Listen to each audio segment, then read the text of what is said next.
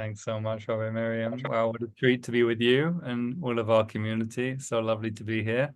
So many friends and new friends as well. And thank you, Rachel, for holding us. So I'm going to give a teaching about where we are in our calendar. I'll just say before I share the document on the screen, just say a little bit about it, which is we're about to go into a pretty tricky time in our calendar known as the 3 weeks of mourning. It's going to begin this Saturday night. And this Saturday night, Sunday will be the first day of this period, beginning actually with a minor fast day, the 17th of Tammuz. And this period is a period where our calendar invites us to focus on what is not yet whole, not yet as we would like it to be in our world and in ourselves. So with that in mind here, now I'll share the sources about it, and we'll talk about them a little bit. Well, I'll talk about them a little bit, and hopefully they'll percolate a little bit, and then we'll do a practice based on them. So this period, one of the strongest themes of it is exile. It's associated with the destruction of both temples. Both of the ancient Jewish temples were destroyed during this period. Actually, on the final day of this 3 weeks, on the 9th of Av, they were finally destroyed. But the whole 3-week period leading up to that destruction was important too. And what does it mean for the Hasidic Rebbe's? This is an example of an early Hasidic teaching here from the Shenobler Rebbe, the Moranim. What does it mean for him? The idea of exile is something quite remarkable, quite radical about our inner state, about our practice. So I'll read it and explain a little bit how we're going to practice with this and the following teaching as well. So this is someone who was there right at the beginning of the Hasidic movement in the 1700s. He was close with the Baal Shem Tov, the founder of the Hasidic movement. And this is quite kind of typical of his style and how he sees things and how he weaves things together. So he says, the inner meaning of exile, of all exile, is the lowly state of consciousness in constriction and pettiness, or smallness, meaning mental smallness of consciousness. So that divine service is done with very little consciousness, without pleasure, remaining always below in a place of judgment. Because of this, they, whoever they are, we, are in exile. As it says, and then he quotes the book of Lamentations, which is a key text of this period. We read it on the 9th of Av. All her pursuers overtook her in the narrow places. So this is this is the opening of the book of Lamentations, talking about the city of Jerusalem and her inhabitants, and saying all those foreign empires that wanted to conquer Jerusalem overtook her in the narrow places. And this phrase, narrow places, which may remind some of you of the ancient name for Egypt, Mitzrayim, a different version of the same word here is used to describe our period. I can highlight it here in the Hebrew. Bein ha-mitzarim, that means between the straits or in the narrow places. So here we are in this place, squeezing between the straits in the narrow places. That's what these 3 weeks are actually called. So it's very interesting. It's connected to ancient Egypt, Mitzrayim, in lots of ways. There we were in slavery. There was also a sense of constriction of consciousness. And here too, there is in a different way. Carrying on, the Rebbe says, why did all her pursuers overtake her? So how did Jerusalem and her inhabitants fall into this state of being pursued and conquered? He says, because they were in the place of constriction, their consciousness fallen into smallness and narrowness until the earth will be filled with consciousness of God. And the increase in consciousness will be a complete redemption. So we have a historic event, which is actually 2 historic events, the destruction of the ancient Jewish temples happening around this time in the calendar. And we see here how sometime later, almost 1800 years later, for our Hasidic teachers, this event is being understood also as an invitation to think about what is not yet whole within ourselves, and what is it in our own state of consciousness that needs to be healed and connected in a way that can redeem us. So he's talking here about a redemption. He's quoting from the prophet Isaiah, and the verse that he's quoting here, this consciousness of God from Isaiah 11:9, it's a prophecy which says that the entire world will be redeemed when it has essentially been saturated, completely filled with an awareness of the divine. So that's his kind of recipe for redemption, beginning with ourselves, and then eventually, hopefully, it will spread to the whole world.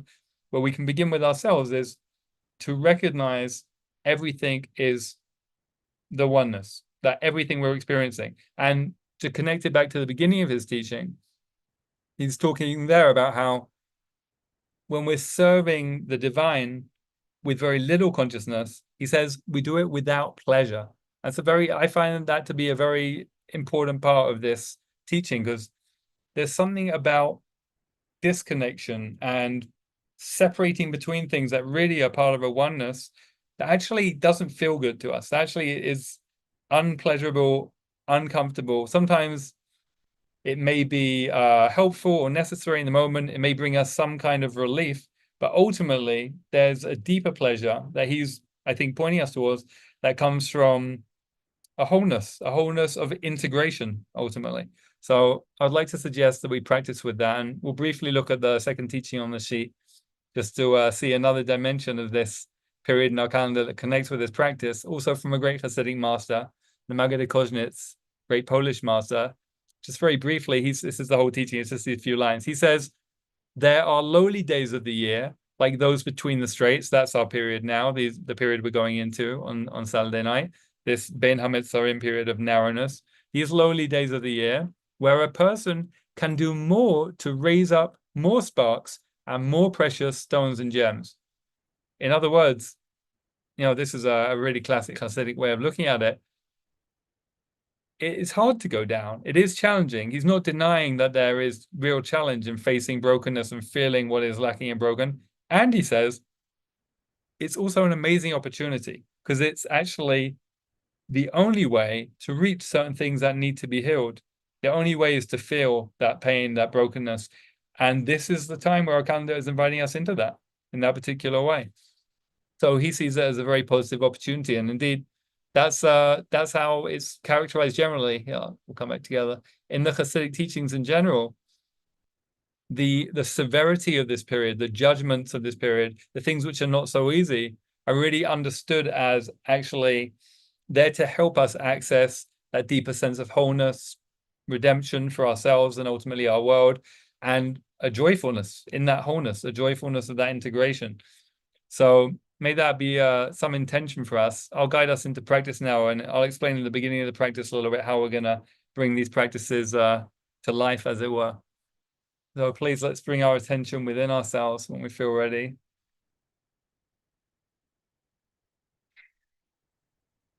As you begin to bring your attention inside, let's see if we can be as compassionate and as friendly and as welcoming as possible to whatever we're noticing going on within us.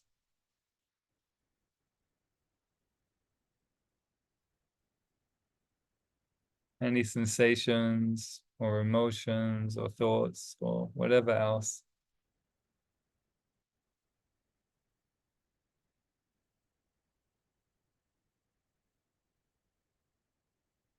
And let's find a safe anchor, an object for our attention that's safe for us to ground our awareness in, our home base for the practice.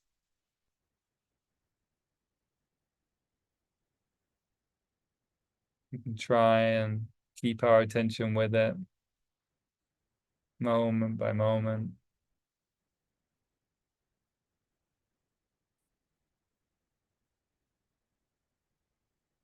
Of course, throughout the practice, our attention may wander, all kinds of other things may happen. So we can come back to this anchor.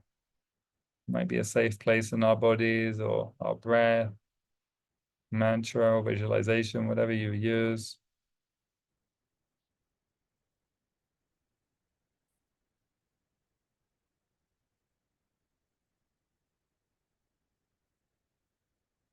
And at the invitation of the first teaching we saw from the Me'oinayim, the Chernobyl Rebbe, we're going to see if we can experiment with the possibility that everything we're experiencing is a part of that oneness. It's part of the divine. part of life.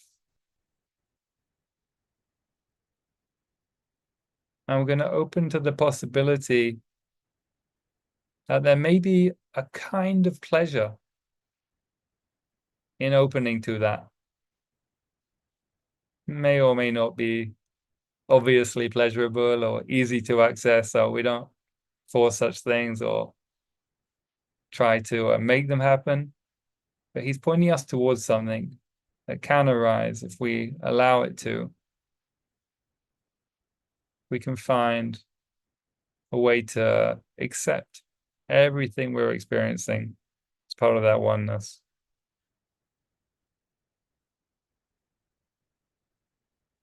And you might want to use words to support your practice if it's helpful for you to label what you're noticing within yourself and to say, oh yeah, this too. This is part of it as well. You can call it whatever works for you. Shekhinah, life, divine.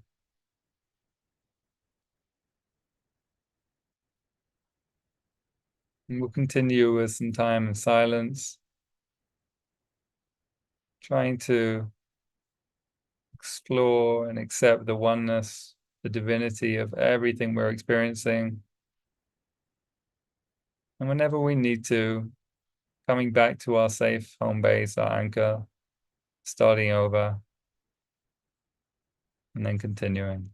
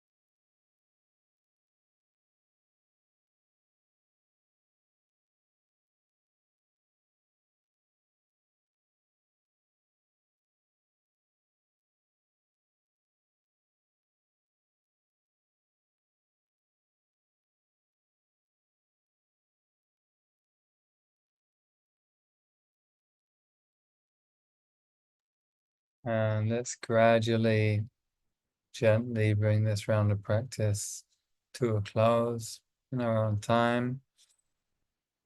And feel free to let your bodies move, let yourselves breathe and yawn and sigh, make whatever noises your bodies feel like they want to, and move in whatever way they want to. And we'll come back together. I'll hand it back to Rabbi. Thank you so much, dear Rabbi Daniel. What a gift. Friends, let's turn to an opportunity for Kaddish Yatom, for Mourner's Kaddish. Rachel's going to put the text of Kaddish Yatom up on the screen in just a moment. If you are saying Kaddish for someone, for a beloved today, if you're thinking of someone, you're invited to put their names in the chat so we can hold them with you and hold you as well. And oh, beautiful. Yes, and it may be Yahrzeit, the anniversary of a death. Maybe those you're thinking of and holding in your heart. And I invite you to rise in body or in spirit. If you wish to, you're welcome to unmute as we say the words of Kaddish together. Yitgadal. Amen. Amen.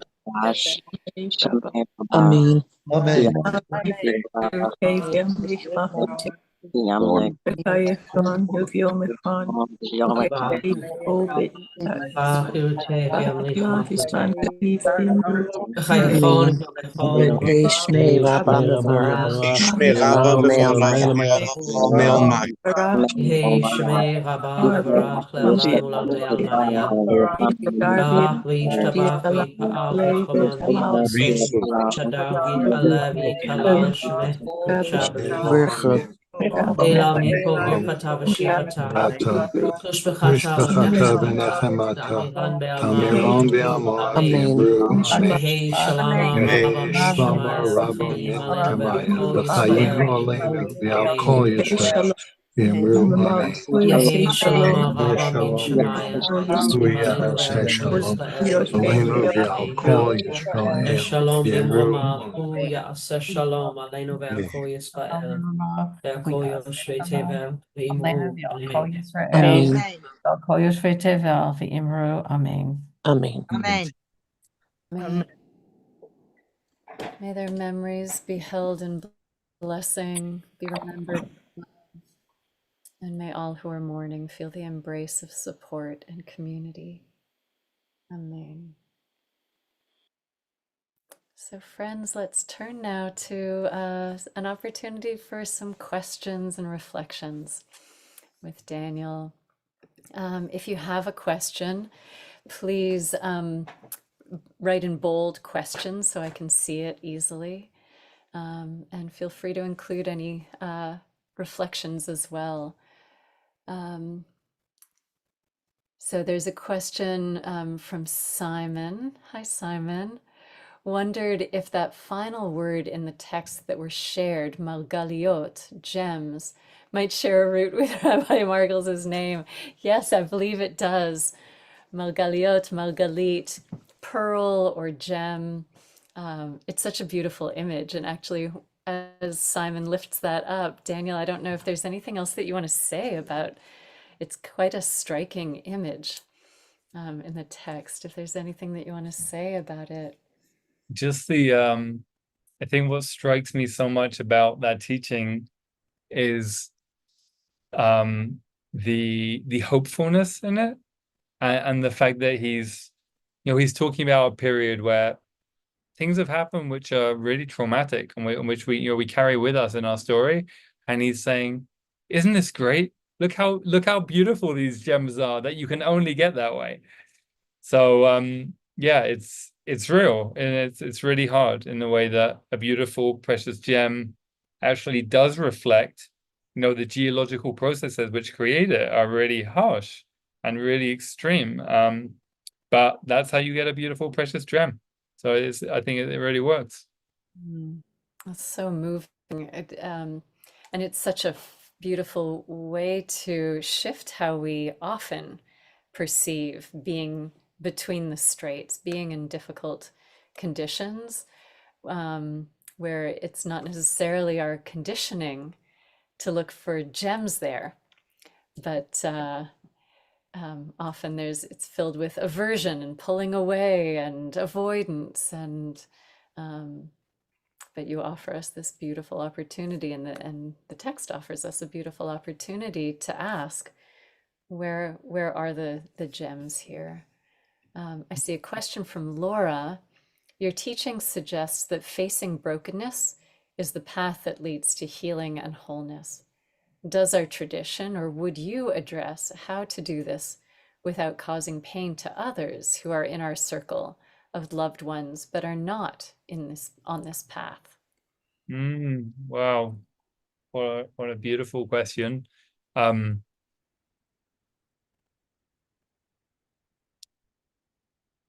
So I think the Hasidic approach to healing our brokenness is very much in the spirit of the practice we just did, really starting with ourselves and not trying to overtly influence others or coerce others, but just letting our practice radiate outwards, and trusting that it will in whatever way it's meant to, and that if and when other people are ready to notice and receive that in whatever way, conscious or unconscious, then it will happen, and that we actually don't get to decide or control that.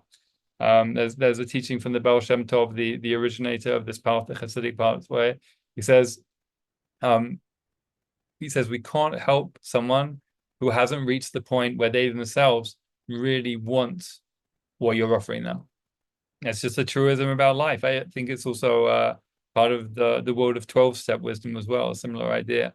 That we have to really want it. The desire has to be there. In Kabbalah, the desire, the will is actually the first thing before anything else comes into manifestation. There has to be some kind of desire or will to bring it into manifestation. So we can just do what we can do for ourselves. And I'd say I've seen in my own experience that when work is done, it always benefits everyone in its radius, whether or not that is perceptible or obvious to others. There's some effect, but we can't control what it is.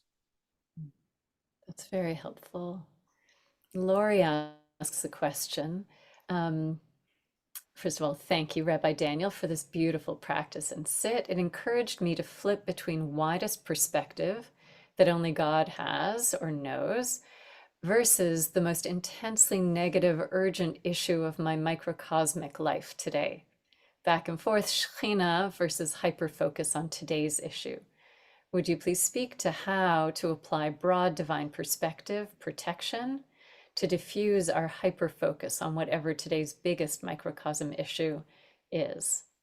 Well, that's a great question. So first of all, that I just want to validate that is really good classic practice, which I'm sure most people here can relate to. If that's just what happens. Sefer Yetzirah, our oldest mystical text, talks about the mind flicking between right and left, between these two states of mind of everything is one, and what's my shopping list or to-do list or whatever else I want to be doing. And I feel like a practice like this is about trying to gradually, gently open up and invite an expansion of even that thing that, today's subject of hyperfocus, as you say, that's also part of Shekhinah. That's also part of life.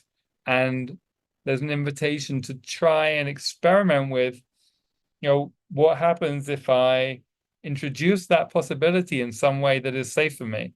It might be just by thinking it or saying it quietly to myself. It might be a kind of subtle internal feeling that I let spread to that place in my body where that thing lives, or that feeling that's happening.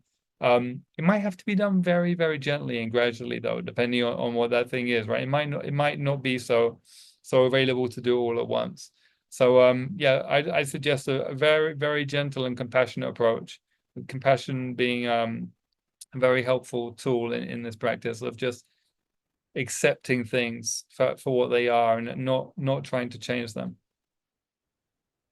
Beautiful. There was a question here from Mark that's connected to what you were just lifting up. Can there also be positive, narrow places where we intentionally restrict our focus, our distractions to dwell more deeply wherever it is we're at? Beautiful. Yeah, absolutely. I mean, that actually makes me think, Mark, of the High Holy Days, which are a kind of mirror of the 3 weeks in a way. Like the 3 weeks we're about to go into is really the beginning of our preparation for Rosh Hashanah, Yom Kippur, and Sukkot. And so, yeah, that's an example of a period when our attention is also narrowed, but in a positive way, as you say, on things that are hopefully elevating and renewing us for the new year. I think actually that journey is not accidental. I think that's very much the design of it. Lovely. There are a few reflections here.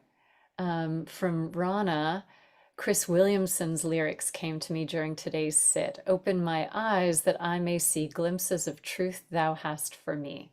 Open my eyes, illumine me. I believe that these words are found in Christian liturgy, and they are also found in the hearts of anyone who is seeking. Is there anything that you want to add from this, Rabbi Daniel, about our capacity to perceive? Like those words that Rana was quoting are a prayer for our eyes to be opened. Like, what's the balance of our own intentions, a prayer, what comes through us? Wonder if you could speak to that. So what comes to me when you ask that, Rabbi Miriam, is for me, it's about trusting the practice, that it has so many times for me expanded my inner sight, my insight, my doors of perception. But it can't be forced. So it's about trusting it. And sometimes that means actually just being present with something that seems quite boring, or even boredom itself, or even something uncomfortable, or whatever it is. But just trusting that by doing that, there is eventually an expansion that comes, but it's not one that I choose exactly. It's one that I steadily work towards, and then it just happens. Isn't that an incredible mystery? Like the most sacred mystery, that I think there's as you're saying, such a deep trust in this practice. And that if we force ourselves or push, that's ego driving. I want to find the gems. This is really hard. Show me the insights. Show me the money. But actually, it's so essential to the practice to let ourselves fall open, to stay with, and allow things to be revealed. Right. Let me just see if there's others to share here.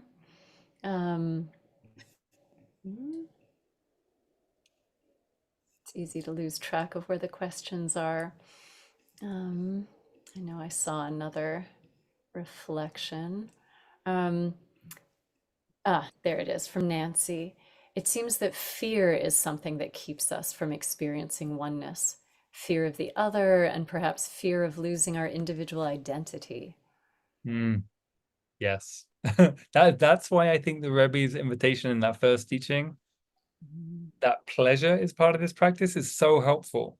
Because there is inevitably fear, as Nancy said so well, of in trying to take my mind somewhere that it's not accustomed to being. Part of my mind is going to naturally kind of cling like a life raft to its usual patterns and habits. And so if I'm opening, as the Rebbe says, to pleasure, or for that matter, I would say also compassion, that can be another similar kind of guiding direction for our practice, the kavanah, then that can be a very helpful antidote to that, because it can help me accept the fear and keep going anyway. Also, I'll just mention one other piece, along with compassion and pleasure, is humor. I think it's such an important, because I think that can help us also loosen our grip on the fear and just let go of it. Oh, that's beautiful. I'm really appreciating those different images or qualities, sort of finding the gems, touching into pleasure. What else did you say? Compassion, humor. They're so easy to forget in the midst of struggle and suffering, and that image of exile, the feeling of being uprooted and not fundamentally not at home in one's life, in one's being. Can we stay on pleasure for a moment? I wonder if you have particular things that work for you in particular, if you're willing to share, connected to pleasure in practice. My associations previously, I think, in how I grew up in Judaism, that pleasure equals hedonism, and we're focused on commitment and responsibility, and it's been so essential in my spiritual growth and deepening, how much is available in Judaism connected to oneg, like deep pleasure and delight. So anything that you might want to share about, particularly in moments that don't feel pleasurable, that actually feel the very opposite, what can be available and how do we access that? So I love the question, actually. And for me, the first teaching we saw is really a touchstone in this, and other teachings by the Rebbe where he says similar things, where he says, oneg, ta'anug, pleasure, is specifically about finding that whatever we're experiencing, even if it's apparently not so easy and comfortable, like exile, is actually a part of that oneness. So that how that would or how I would work with that might be, I might be experiencing some kind of sensation or emotion or thought that isn't so easy, but I can use some other sensation or emotional thought that is a little easier to create a picture or tapestry of experience that's not only the challenging thing, and I can find, if I can find pleasure somewhere, then I can kind of trust that it's everywhere. I can for example, my knee might hurt, but my stomach, my belly breathing might feel really nice, and so my belly breathing can kind of teach my whole system about pleasure in that moment, and kind of like hold my whole system with the fact that life is pleasurable, that there is a pleasure in connection to life, and that can even include my knee hurting in that moment. So in other words, whatever's going on that isn't so easy, that doesn't have to be the only thing that we give all of our attention to. We can create a container that can hold it, that can give us spaciousness. What a beautiful note to end on. Thank you so much for helping us enter this difficult period in the Jewish calendar and this difficult period in the world with really concrete tools for practice and such a beautiful orientation with which to be in the wider picture, including the knee hurting, including the pain, including it all with holy intention. And thank you all, everyone, for your practice, for being here today. May we all be blessed in these teachings and practices. Thanks, Rabbi Miriam. Really good to be with you. Thank you, Rachel. Really good to be with you. Bye, everyone. Thank you.